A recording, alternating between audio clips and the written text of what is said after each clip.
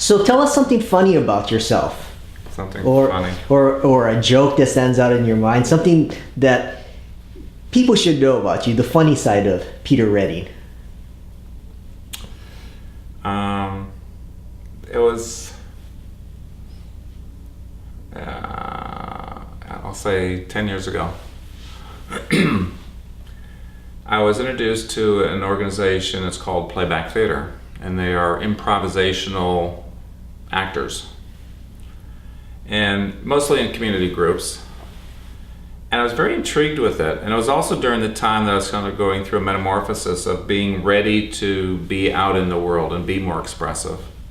And so what happened is I joined this improv group.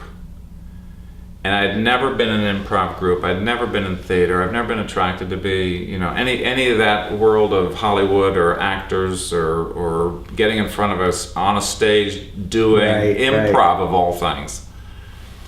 And so in that time, I found that I had a very expressive face. They told me I had a great expressive face. And so the funny parts is that a person would tell a story, and then the actors, there'd be 4 or 5 of us on the stage, would be picked to play different parts of that story.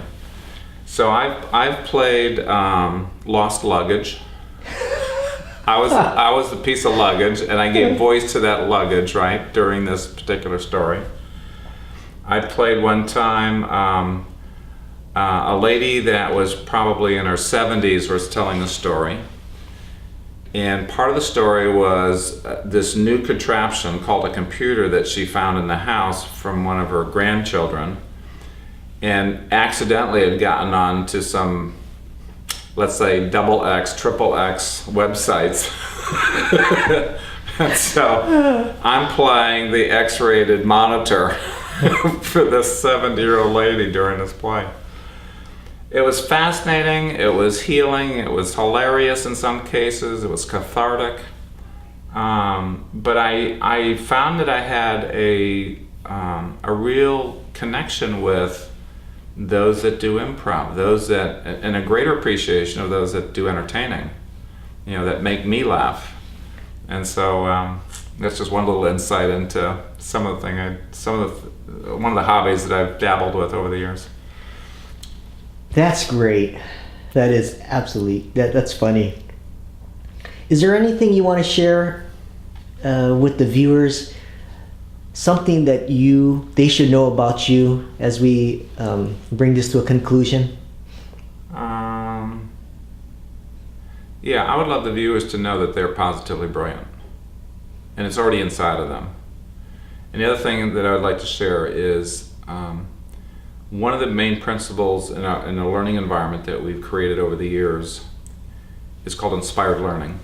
And inspired learning, the core principle of that is one that says people will learn more and they'll learn faster when they're acknowledged for what they've learned already, or started to grasp, or started to be able to demonstrate if it's a skill.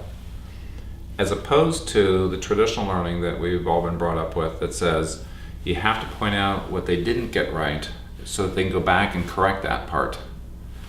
And so I've taken this philosophy of acknowledging and learning and what you acknowledge in the learning process and brought it back to what I call a natural way of learning. And we've used it in public school systems, we've used it in corporate training, we've used it in adult education. It's being looked at now to start an actual public school, grade school, first, second, third grade in one of the states here. So I would love to be able to say that to the audience as well. Just acknowledge somebody today in your life that you haven't acknowledged what they've done. It might be a son, it might be your wife or husband, it might be a colleague. And watch the reaction. Do it authentically, but watch the reaction. It's like a sunflower coming to the sun.